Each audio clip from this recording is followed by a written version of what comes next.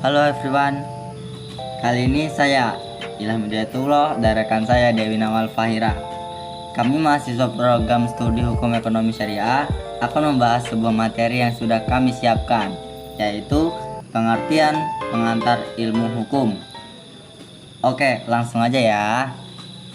Menurut pemahaman Dewi, apa sih pengertian pengantar ilmu hukum itu? Dimulai dari istilahnya dulu ya.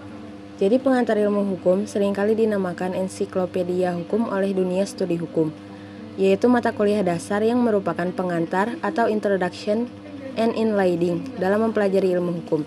Jadi dapat pula dikatakan bahwa PIH merupakan dasar untuk mempelajari lebih lanjut dalam studi hukum yang mempelajari pengertian-pengertian dasar dan gambaran dasar tentang sendi-sendi utama ilmu hukum.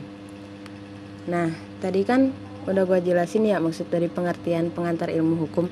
Sekarang lu udah tahu belum tujuan dan kegunaan dari pengertian ilmu hukum itu apa?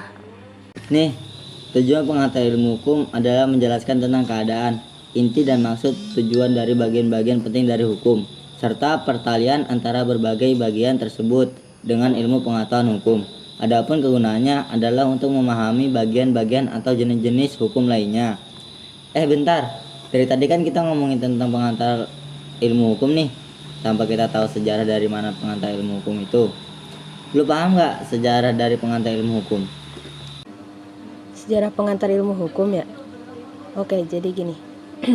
Pengantar ilmu hukum merupakan terjemahan dari mata kuliah In Leading to the Race Sweetencap yang diberikan di Res School atau Sekolah Tinggi Hukum Batavia. Sekolah Tinggi Hukum Batavia ini berada di zaman Hindia Belanda yang didirikan pada tahun 1924 di Batavia atau yang sekarang Jakarta. Nah, adapun istilah ini sama dengan yang terdapat dalam Undang-Undang Perguruan Tinggi Negeri Belanda pada tahun 1920. Di zaman kemerdekaan, yang pertama kali menggunakan istilah pengantar ilmu hukum adalah Perguruan Tinggi Gadjah Mada yang didirikan di Yogyakarta pada tanggal 13 Maret 1946. Nah, selanjutnya apalagi yang lo ketahui tentang pengantar ilmu hukum ini? Selanjutnya, kedudukan dan fungsi pengantar ilmu hukum dibagi menjadi dua bagian, yaitu segi ilmu sosial dan segi disiplin hukum. Nah, untuk lebih cepat mempelajari pengantar ilmu hukum ini, ada metodenya nggak sih? Oh ada. Jadi metode pendekatan untuk mempelajari hukum ini ada 6 metode.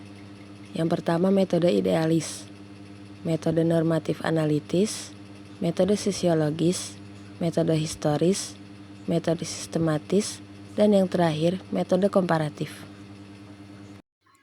Biar gue jelasin satu-satu ya, mulai dari metode idealis. Metode ini senantiasa menguji hukum yang harus mewujudkan nilai-nilai tertentu. Salah satu nilai yang diperjuangkan adalah nilai keadilan. Jadi apabila kita memilih untuk melihat hukum sebagai perwujudan dari nilai-nilai tertentu, maka pilihan tersebut akan membawa kita kepada metode yang bersifat idealis. Selanjutnya metode normatif analitis. Metode yang melihat hukum sebagai aturan yang abstrak. Bersifat abstrak artinya kata-kata yang digunakan di dalam setiap kalimat tidak mudah dipahami dan untuk dapat mengetahuinya, perlu peraturan-peraturan hukum itu diwujudkan. Perwujudan ini dapat berupa perbuatan-perbuatan atau tulisan. Apabila ditulis, maka sangat penting adalah pilihan dan susunan kata-kata. Lanjut pada metode sosiologis. Bagi seseorang yang memahami hukum sebagai alat yang mengatur masyarakat, maka pilihannya akan jatuh pada penggunaan metode sosiologis.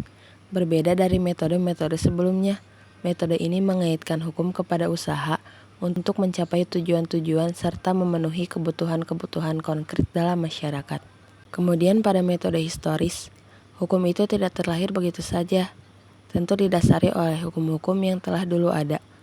Melihat hukum-hukum di masa lampau sangat diperlukan untuk mengetahui bagaimana sejarahnya sampai hukum yang ada hari ini.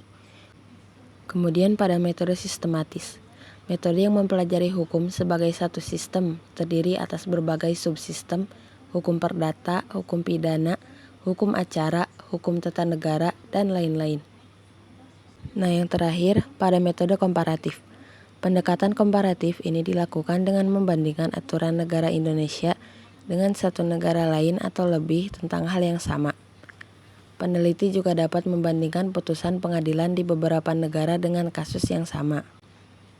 Hasil dari perbandingan undang-undang itu, yakni peneliti akan mampu memperoleh gambaran terkait konsistensi antara filosofi dan undang-undang di antara satu negara lain atau lebih.